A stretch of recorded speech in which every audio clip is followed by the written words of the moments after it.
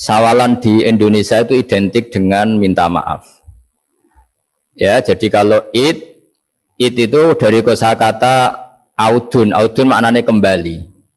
Setelah kita puasa 1 bulan, kita insya Allah berKTP surga lagi. Jadi kita tahu dulu Nabi Adam itu di surga. Beberapa anaknya juga lahir di surga. Sehingga KTP kita ini sebetulnya KTP surga. Alamat tetap kita itu surga. Karena kita di dunia agak kacau itu, agak coro Jawa agak bedigasan itu agak kacau. Terus status itu agak-agak hilang ini. Semoga agak hilang betul. Nah, dengan Ramadan itu status itu dikembalikan. Makanya banyak ulama mengatakan al-aid minal audi. Dari kata kembali, kita yang dulu penduduk surga, insya Allah barokahnya Ramadan yang diterima, itu menjadi status penduduk surga lagi. Disebut minal aidin. Kita kembali lagi ke fitrah, kembali lagi ke status kehambaan yang benar. Sehingga kita layak menjadi ahli surga. Saya mulai dari status kehambaan. Memang untuk menjadi ahli surga itu kita tidak boleh menandingi Tuhan, menandingi kekuasaan Allah. Sehingga syarat dasar masuk surga itu harus abdullah. Kita berstatus hambanya Allah. Disebut fadkhuli fi ibadi. Masuklah dulu sebagai hambaku. Jadi kita berstatus sebagai hambanya. Baru setelah layak jadi hambanya, baru wadkhuli jannati. Baru berstatus layak sebagai ahli surga. Jadi status kehambaan ini kita mantapkan dulu. Jangan ada status lain kita di depan Allah kecuali status kehambaan. Saya punya analogi dan itu saya ulang-ulang karena di antara ciri Quran itu mengulang-ulang sesuatu yang harus jadi pegangan. Saya ulang lagi, di antara ciri Quran itu mengulang-ulang sesuatu yang jadi pegangan. Jika kita belajar ilmu fisika atau ilmu apa saja, maka kita akan bicara materi sesuai statusnya. Jadi kita harus latihan untuk iman kepada Allah. Saya tanpa mengurangi rasa hormat, saya memberi contoh begini. Ini jam, materinya dari besi. Ini kertas, materinya ya kertas.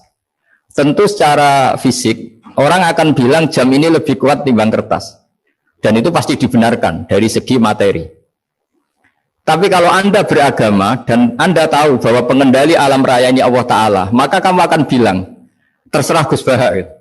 Bisa saja jam ini saya punya niat saya hancurkan, kertas yang lemah ini saya simpan. Sehingga jam tangan ini 5 menit lagi saya hancurkan sehingga benar-benar rusak. Sementara kertas ini saya simpan sampai bertahun-tahun awet. Nah, kira-kira seperti itulah ilmu manusia. Sesuatu yang kita sangka kuat, ternyata Allah punya rencana menghancurkan itu. Dan yang kita sangka lemah, ternyata Allah punya rencana untuk mengabadikan itu. Nah, di sini pentingnya iman, lahu maqalidus samawati wal ard. Hanya Allah yang mengendalikan semua. Jadi jangan mentang-mentang kita punya ilmu bahwa materi besi itu lebih kuat timbang kertas, terus kita pastikan bahwa besi lebih awet ketimbang kertas. Kita sisakan satu keyakinan, terserah Allah, terserah pengendalinya. Nah itu agama, bilang terserah pengendalinya itu agama. Ya mungkin tadi aja problem sinyal, saya ulang lagi. Ibarat saya ini megang jam tangan, yang materinya dari besi. Ini kertas yang materinya lemah. Tentu kita akan bilang bahwa jam atau besi lebih kuat ketimbang apa? Kertas. Tapi Anda salah. Anda harusnya ngomong bahwa terserah pengendalinya. Bisa saja saya punya rencana menghancurkan besi ini sehingga 5 menit lagi hancur. Dan saya ingin mengabadikan kertas ini, saya simpan di tempat yang aman. Nah, kira-kira agama itu bukan anti ilmu, sehingga agama boleh kamu mengatakan besi ini lebih kuat ketimbang kertas. Tapi harus kamu tambahi dari segi materi. Tapi kalau dari segi pengendalinya, maka kita jawab terserah Allah Subhanahu wa Ta'ala. Nah, ini di sini pentingnya beragama. Jadi meskipun Mars itu kayak apa kuatnya, bumi, gunung kayak apa kuatnya, ternyata gunung yang kita kira kuat, ternyata nyimpan magma yang potensi meledak. Yang gunung kecil yang kelihatan dari pasir kecil yang tidak berdaya, ternyata nggak nyimpan magma, jadi nggak direncanakan untuk diledakkan. Itu Nah, agama itu seperti itu. Yang disebut di surat Yasin misalnya Allah itu siapa? Biyadihi malakutu kulli, yang dalam kendalinya itu semuanya di alam raya ini. Sehingga di kehidupan nyata juga sama.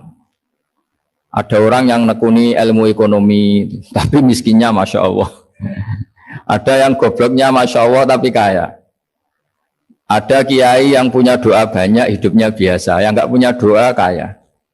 Itu saya pernah baca di sebuah hadis qudsi, ada riwayat begini. Nabi Musa ketemu Allah ditanya, limadza kata Allah, kenapa saya memberi rezeki orang yang bodoh? Ahmak itu orang yang bodoh sekali. Kadang tak ciptakan dia jadi orang kaya. Dan yang pintar ekonomi kadang tak ciptakan jadi orang miskin. Si Nabi ini tanya, kenapa ya Allah? Supaya dia tahu yang mengendalikan rezeki itu saya, bukan ilmunya dia katanya. Jadi banyak orang, misalnya kita yang pintar, dipekerjakan orang yang nggak pintar. Yang punya pabrik tidak pintar, mengerjakan orang yang pintar. Jadi ya kira-kira agama itu seperti itu.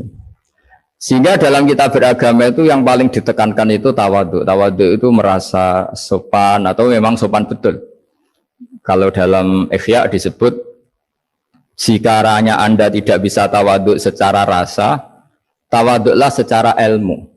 Saya ulang lagi ya, sekiranya Anda tidak bisa tawadhu secara rasa, tawadhulah secara apa? Ilmu. Karena ilmu itu akan abadi. Saya beri contoh begini, saya ini kan misalnya kiai di kampung saya atau di kecamatan saya. Saya mungkin bisa merasa hebat karena saya tokoh di sini. Tapi pastikan sebelum ada saya yang bernama Baha ini, agama sudah jalan. Dan di daerah lain yang nggak kenal saya juga agama sudah jalan. Betapa tidak pentingnya saya di kawasan-kawasan yang nggak butuh saya, atau di era yang sebelum ada saya. Nah, dengan ilmu seperti itu orang pasti tawadhu karena dia tahu daerah yang nggak ada saya ternyata ya ada masjid, ada agama. Periode yang sebelum ada saya juga agama jalan. Jika kita tidak kumo luhur, wah kalau nggak ada saya agama nggak jalan. Zaman Wali Songo tidak ada saya agama ya jalan. Ekonomi juga gitu. Kalau Anda pakar ekonomi yang mensejahterakan rakyat, cara tawadhu itu kalau nggak bisa dengan rasa, dengan ilmu. Sebelum ada kamu banyak orang kaya, banyak orang yang nggak kenal kamu juga kaya. Banyak periode yang saat itu udah ada Anda juga kaya, berarti Anda ini tidak siapa-siapa. Makanya saya pernah didatangin seorang profesor, ini kisah nyata. Gus, sebetulnya saya dengan bapak saya itu pinter mana? Bapak saya itu tidak tamat SD, tapi saya bisa profesor. Saya ini profesor, anak saya naik kelas saja sudah senangnya bukan main. Artinya ini orang bodoh bisa menciptakan orang pinter, yang orang pinter kesulitan menciptakan orang pinter lagi. Nah, kalau kita tidak bisa tawadhu secara rasa, tawadhulah secara ilmu. Ikhlas juga gitu, saya sering mengajarkan ikhlas di beberapa kesempatan ngaji. Kalau Anda tidak bisa ikhlas secara rasa, ikhlaslah secara ilmu, pasti bisa, bukan mungkin bisa, pasti bisa. Secara ilmu, makanya di Quran disebut fa'lam annahu la ilaha illallah. Ilmu, fa'lam itu dari kata ilmu. Saya beri contoh, saya mulai kecil sampai sekarang saya sekitar umur 50 tahun. Mulai kecil sampai sekarang itu ya bilang kalau kertas ini putih. Itu ya ada yang gaji, ada yang bayar. Tapi saya selalu bilang kertas ini putih. Yang hitam ya saya katakan hitam, yang merah saya katakan merah. Kenapa? Karena itu fakta. Saya ulang lagi, karena itu fakta. Sehingga saya untuk mengatakan putih tidak perlu ada yang bayar. Sehingga ketika kita latihan sholat, latihan ibadah, dan mengakui Allah itu sebagai Tuhan kita akan malu. Loh, faktanya Allah itu kan Tuhan. Mau mengatakan fakta kok minta upah ini gimana? Kita mengatakan Allah Tuhan itu sama dengan mengatakan kertas ini putih. Sama-sama itu fakta. Sama seperti saya mengatakan Pak Jokowi itu presiden kami. Itu kan fakta. Masa nunggu kalau dikasih BLT katakan presiden, kalau enggak ya enggak. Itu kan ribet jadi. Pak Panut misalnya rektor UGM. Mbok saya enggak digaji di sana atau enggak kerja di sana, ya bilang kalau beliau itu rektor. Pak Ganjar gubernur Jawa Tengah. Mbok saya dikenal apa enggak, ya beliau tetap gubernur. Lama sekali kita mengatakan fakta itu ikhlas. Ikhlas itu artinya enggak minta apa-apa. Karena kita ingin ngomong sesuai fakta. Nah, Allah Tuhan itu fakta gitu. Nah, kenapa untuk mengatakan Allah Tuhan nunggu? Bahak, saya ini Tuhan kamu. Ya nunggu dulu Gusti, kalau engkau masukkan kami ke surga, engkau Tuhan. Kalau enggak ya enggak jadi. Tidak bisa seperti itu. Ya Allah tetap Tuhan. Nah, Kalau Anda tidak bisa ikhlas secara rasa, ikhlaslah secara ilmu. Ilmu ya tadi kita akan selalu bilang yang putih, putih, yang hitam, hitam. Makanya ini pentingnya ilmu. Tawaduk juga gitu. Kalau Anda ditakdir orang yang GR, yang gede rumongso, ditakdir orang yang kumo luhur, secara rasa bisa dilawan secara ilmu. Ada periode di mana sebelum ada kita yang kaya ya banyak, yang dapat hidayat ya banyak, yang terpelajar ya banyak. Ada daerah yang nggak kenal kita, nyatanya pendidikan di situ jalan, sistem sosial baik. Betapa tidak pentingnya kita. Nah, ini nanti memaksa kita atau melatih kita untuk tawaduk. Nah dari hikmah ilmu itu kemudian kita minta maaf sama orang lain itu mudah. Karena kita sadar bahwa adanya kita ini problem. Saya sering digojlok orang-orang kaya. Orang-orang kaya itu ya kadang agak kurang ajar tapi nggak bisa dibantah. Begini, pernah tanya saya gini, Gus, saya ini punya mobil mahal, harganya 2 miliar. Kayaknya yang berat pakai jalan raya saya kan. Kok bisa? Bayarnya pajak saya mahal. Sehingga kayaknya paling pantas saya. Yang naik ontel itu kan nggak bayar pajak, harusnya nggak boleh pakai jalan gitu. Terus saya bilang, mbah-mbahnya yang naik ontel itu pejuang, bapak kamu enggak, kamu nggak warisnya. Artinya ada teori dalam kitab hikam itu kitab tasawuf dalam pesantren, itu kebaikan saja di soal. Misalnya begini, kita ini bangga sebagai urip yang tertib, hidup yang tertib di kantor, di tempat-tempat pekerjaan. Tapi kalau itu semua terjadi, kalau ada kecelakaan di jalan itu nggak ada yang nolong langsung. SAR paling efektif, tim penolong paling efektif ya orang-orang nganggur itu. Orang-orang yang di jalan-jalan di perapatan itu kalau ada kecelakaan langsung nolong. Itu nanti yang ambulan itu yang kedua, ketiga, yang nolong pertama ya orang-orang yang nganggur-nganggur di jalan itu.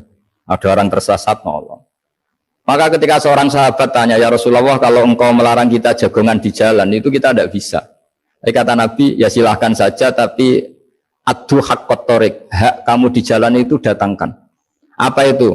Ya kamu bisa amar ma'ruf nahi mungkar. Coba kalau di terminal, di tempat publik banyak orang yang soleh, itu nanti copet ya sungkan. Yang mau jambret ya sungkan, karena yang di situ orang-orang soleh. Nanti yang nggak sholat juga sungkan, karena yang di situ banyak yang sholat. Jadi kenyamanan orang pergi jauh di tempat-tempat sepi itu ya barokahnya orang-orang nganggur terus ngaji, wah nengkono masih rame, ada orang yang di perapatan, di pertigaan. Bayangkan kalau ini orang-orang soleh, pasti itu nyaman. Karena wilayah publik dihuni orang-orang yang soleh. Tapi orang pasti bilang itu nggak tertib. Kita inginnya hidup ya tertib di kantor atau yang suka di masjid, di masjid. Tapi kalau itu terjadi, itu nggak ada tim SAR gratis yang setiap saat kalau ada orang kecelakaan nolong. Makanya dalam makalah hikam itu paling masyhur diantaranya itu manusia itu siapa? Manusia itu mangkanat mahasinuhu masawiya, fakih falatakun masawihi masawiya. Manusia itu orang yang saat baik saja ada salahnya, apalagi pas salah. Jadi kalau kamu punya toko lagi laris dan saat laris itu Anda ngerumat keluarga Anda melakukan kebaikan pada keluarga Anda, pasti ada toko lain yang termahjubkan, yang tersingkirkan. Makanya saya pernah diskusi sama kiai besar, guyonan sama saya. Kita kalau kiai besar sebaiknya kalau diundang di musala kecil datang apa enggak? Kata kiai yang satu, jangan datang Gus, itu jatahnya kiai kecil. Terus kata yang satu, datang Gus sebagai bukti tawaduk bahwa kita kiai besar pun mau diundang yang kecil. Akhirnya kita ini ya kadang datang kadang enggak, karena kadang kita enggak datang supaya jatah rezeki kiai kecil enggak terambil. Kadang ya mau datang supaya dikira tawaduk. Makanya kalau seorang profesor sering turba di bawah itu ya kasihan yang S1, SPDI itu kan nanti nggak jadi bintang kalau profesornya sering turun. Kalah terus gitu loh. Jadi kadang-kadang itu orang itu harus berpikir secara ilmu, jangan rasa terus. Jadi itu ilmu. Jadi semua yang kebaikan yang kita lakukan itu secara ilmiah bisa diperdebatkan. Ada orang senang ngomong serius supaya bangsa ini maju. Tapi bapak saya itu pesan saya, kamu kalau ngiyai itu jangan sering ngomong serius kan. Masyarakat sudah capek mikir utang, mikir keluarga. Udah gitu sowan kiai dijak ngomong serius lagi nanti capek kan. Sehingga kiai dulu itu kalau ketemu orang ya guyon terus. Karena tahu masyarakat sudah capek. Sudah banyak yang takut tanggal kredit gitu. Sudah takut tanggal kredit, takut problem sowan kiai diancam neraka lagi itu kan ketakutan berkali-kali. Jadi makanya ini kan kebaikan itu dievaluasi karena kita tidak nabi, tidak wali. Jadi kalau kata hikam itu apa yang Anda kira baik itu ada masalah. Apalagi sedang masalah.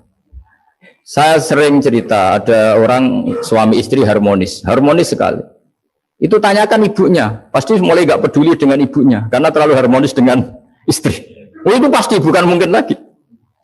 Jadi jangan tanya istrinya, tanya ibunya. Oh jok nikah lupa saya, ngalor ngidul sama istrinya. Tanyakan temannya, wah itu jok nikah lupa temen. Tapi yang baik sama teman, tanyakan istrinya, jatah belanja untuk ngopi. Ya begitu terus. Jadi siklus sosial itu, nah di sini pentingnya saling minta maaf karena dalam kebaikan kita pasti ada kesalahan. Ketika karir kita baik di pemerintahan maupun di kampus, pasti dengan sendirinya ada yang agak tersingkirkan. Meskipun itu sudah hukum alam, tapi apapun itu kita harus minta maaf. Makanya banyak saya sering cerita berkali-kali. Dulu itu ada dua nabi yang seangkatan, itu luar biasa debat ilmiahnya, tapi debat baik. Mulai dulu ya ada polemik itu ya mulai dulu ya ada. Yang Nabi Yahya itu suka berkawan orang-orang soleh. Kalau ditanya kenapa kamu berkawan orang-orang soleh, ya enak lah, karena berkawan orang soleh. Yang Nabi Isa sering berkawan orang-orang yang nggak jelas. Ditanya kenapa Anda suka berkawan orang-orang yang nggak jelas? Innama ana tabibun udawil mardo. Nabi dan kiai itu ibarat dokter, ya tentu menyembuhkan yang sakit. Kalau Anda seorang dokter pasti neliti daerah-daerah pandemi, masa neliti daerah sehat. Nah, jadi dulu Bapak wasiat ke saya gitu, kowe nak jadi kiai kayak bengkel, jadi kiai itu kayak bengkel. Kalau nggak siap dadani orang nggak jelas ya jangan jadi kiai kan. Itu ya, tapi kan masalahnya kita sendiri solehnya pas-pasan, takut terkontaminasi. Jadi yang jelek bukan jadi baik, kita yang baik jadi jelek. Nah itu kan mulai dulu ya polemik sejauh mana kita punya kekuatan untuk tidak terpengaruh yang negatif. Yang negatif terpengaruh kita menjadi positif. Jadi ini cerita-cerita sawalan bahwa dalam kebaikan kita itu ada kesalahan. Maka kita tetap istighfar, tetap saling minta maaf. Dulu bapak saya kalau diceritain ada seorang kiai sampai sepuh jadi imam masjid, istiqomah sekali. Dulu bapak saya itu guyu. Ya istiqomah, tapi wong liya terus iso dadi kader. Jadi calon-calon kiai ini sudah putus asa karena nggak pernah punya kesempatan jadi imam. Jadi di balik istiqomah itu ya ada memahjubkan orang lain. Makanya alhamdulillah di Indonesia itu ada pegawai pensiun. Kalau enggak habis itu. Karena yang anyar-anyar itu mesti ini kurang pengalaman, ini kurang senior. Tapi barokahnya ada pensiun kan gantian. Tapi masalahnya di dunia kiai itu udah ada pensiun. Tambah sepuh tambah mantap, tambah sepuh tambah mantap. Nah itu sebaiknya ya mulai mundur-mundur sedikit dari imam masjid gitu. Ya nyari-nyari yang lain lah supaya ada kaderisasi, ada. Jadi intinya itu di balik kebaikan yang kita lakukan pun itu ada masalah sehingga kita butuh istighfar. Di sini pentingnya dawuhnya para wali-wali, dulu ada istilah wastighfaruna yahtaju ilal istighfar. Ketika kita minta maaf, sebetulnya minta maaf sendiri itu butuh minta maaf lagi. Minta maaf lagi itu butuh minta maaf lagi. Misalnya saya dengan Mas Hilmi ini akrab, pernah pakai uangnya misalnya. Itu kadang kita bayar itu malah tersinggung, kok kayak orang lain saja bayar.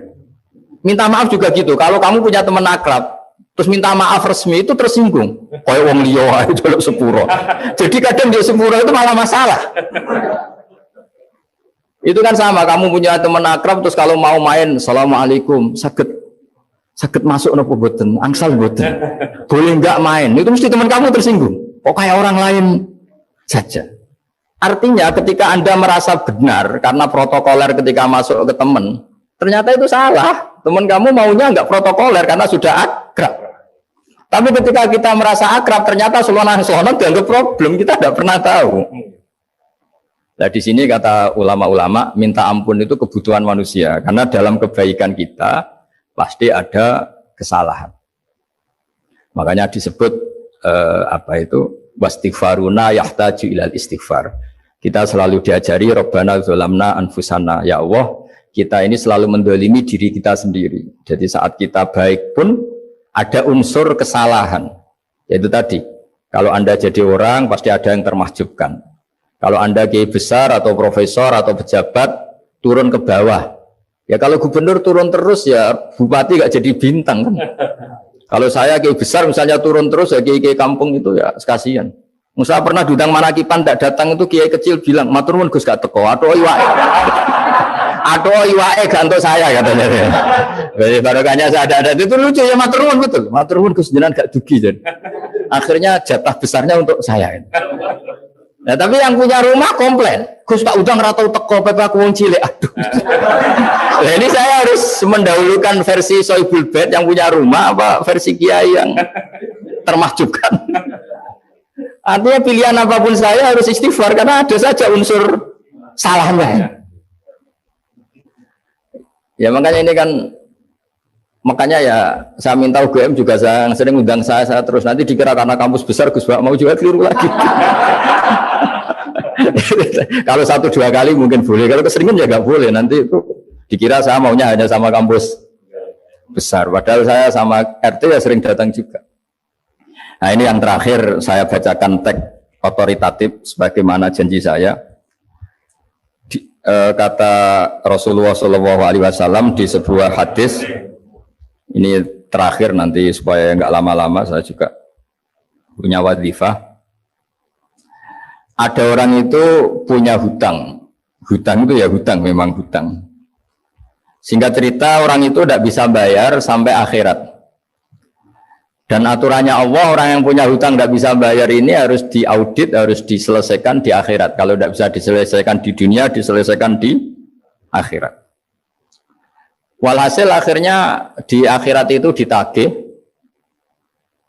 dan tidak mampu bayar. Karena di akhirat sudah tidak ada kredit, tidak ada ATM, tidak ada apa saja. Terus kata Allah solusinya kebaikan kamu dikasihkan yang ngutangi. Ternyata kebaikan dia tidak cukup juga. Bayarnya apa? Kejelekan yang ngutangin dikasihkan yang utang. Kayak apa celakanya? Kebetulan yang ngutangi salahnya banyak, ini kan repot. Tapi Allah itu tidak suka kalau ada orang mukmin yang satu saudara kemudian masuk neraka karena saudaranya ini.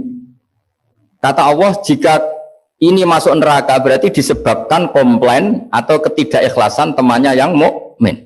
Masa orang mukmin menyebabkan mukmin yang lain masuk neraka? Allah tidak ingin. Makanya di antara nikmatnya beragama itu ukhuwah, persaudaraan. Baik persaudaraan atas nama iman atau atas nama kebangsaan atau atas nama kemanusiaan. Akhirnya si yang ngutangi ini tadi, jangan dibahasakan kreditur, nanti kita kayak bank, pokoknya yang ngutangin lah nanti. Ya bahasa gampangnya yang ngutangin, karena tidak semua orang ngutangnya sama bank. Sama Allah ditunjukkan satu surga yang luar biasa. Nanti tak baca teks Arabnya ya, supaya dapat berkahnya bahasa Arab. Terus saking mewahnya surga itu, si yang ngutangin tanya, ya Allah itu untuk Nabi siapa? Karena semewah itu pasti untuk kelas Nabi. Atau untuk wali siapa? Katanya, terus kata Allah, sabda Allah, untuk siapapun yang mampu membeli. Lalu siapa yang bisa membeli surga semewah itu? Kamu bisa. Terus, dengan apa ya Allah? Kamu mengampuni teman kamu itu. Kamu bebaskan dari utangnya. Nanti tak kasih surga itu. Terus, akhirnya sama Allah, kata orang itu, ya Allah saya bebaskan. Ya sudah, kamu berdua masuk surga. Karena Allah tidak ingin ada kasus aneh. Dua orang mukmin ini kan bersaudara. Masa bersaudara kemudian yang satu menjadi penyebab masuknya neraka karena ini tidak mau memaafkan. Artinya kalau kita sawalan itu harus benar-benar mau memaafkan, karena kalau tidak Anda menjadi penyebab teman kamu masuk neraka.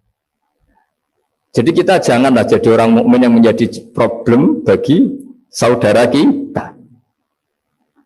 Jadi makanya saya itu berharap ada wali utang saya terus tidak bisa bayar, karena ini masih dibela-belain Allah ini. Karena Allah nggak ikhlas kalau ada walinya masuk neraka.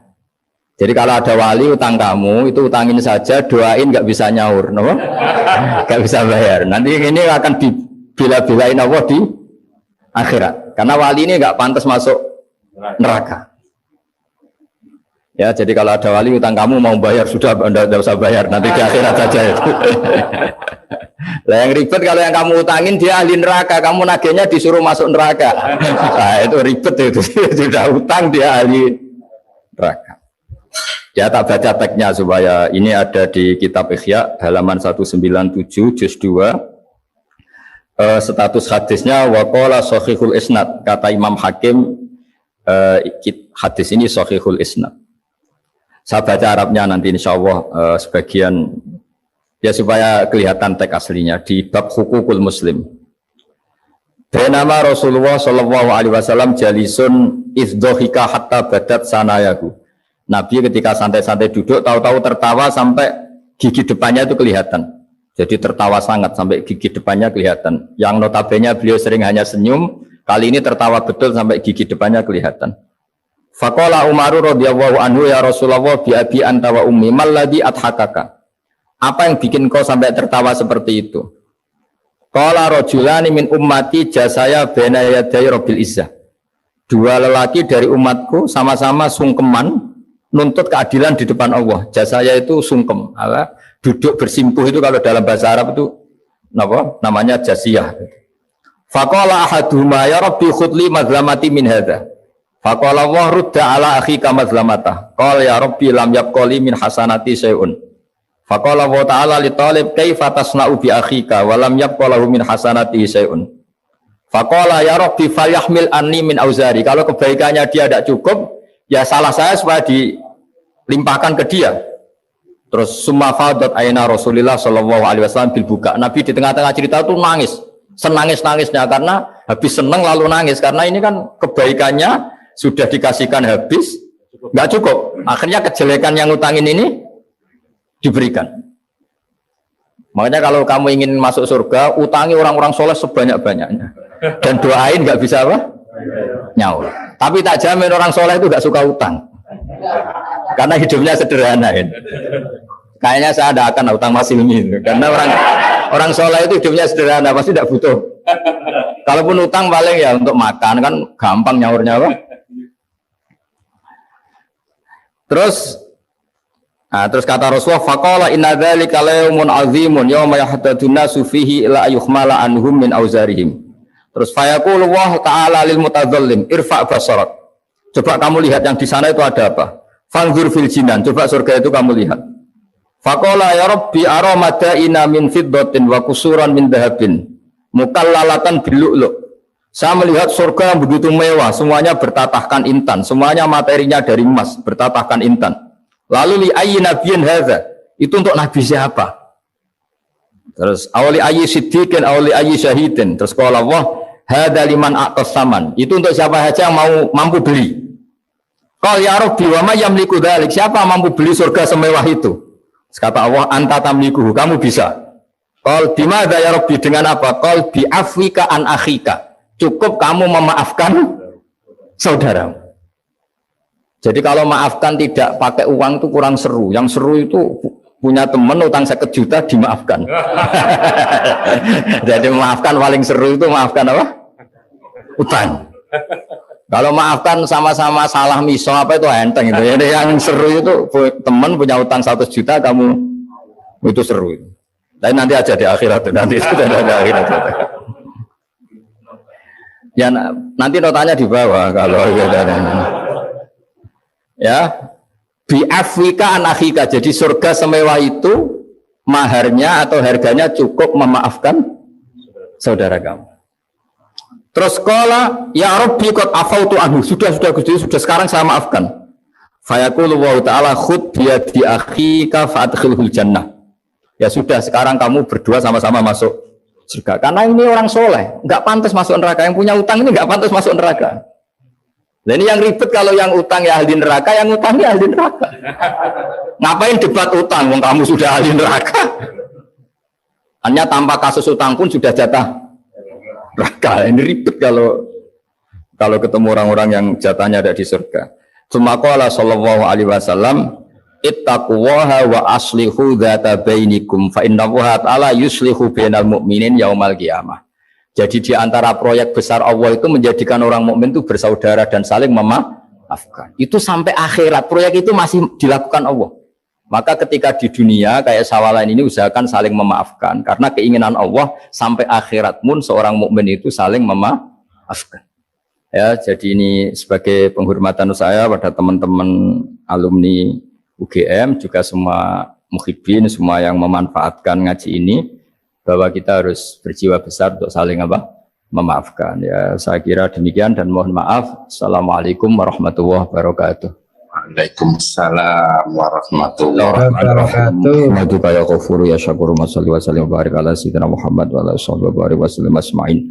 Allahumma ya wa ij'alna mutawadina fika mutahabina fika mutabadilina fika waj'alna ya Allah mimman yakhdumu dinakal qawim. Allahumma inna la dzikrika wa syukrika wa husni ibadatik waj'alna ya Allah aminin mutmainnin alladzina la khaufun alaihim wa lahum yahzanun. Ighfir lana dzunubana wa li ikhwanina ya Allah liman ajra hadzal khaira fi hadhihi sa'ah wa li abaina ummatina masyayikhina wa dzawil huquqi alaina. Ya Allah, ya Allah, ya Allah, ya Allah, ighfir lana wa lakum ya Allah, ya Allah. Allahumma yassir wa la tu'assir wa ma yassir wa la tu'assir wa ma yassir wa la tu'assir. Allahumma rzuqnal yusra wa jannibnal usra ya Allah waj'al baldatana ya hadhi baldatan aminatan rakhiyah ya Allah mu'afah min kulli bala'id dunya ya Allah akhirah. Rabbana atina fid dunya hasanah fil akhirati. Amin. Sallallahu ala sayyidina Muhammad wa ala sahbihi baraka salam subhana rabbika rabbil izzati amma yasifun. Salam alhamdulillah rabbil alamin. Amin.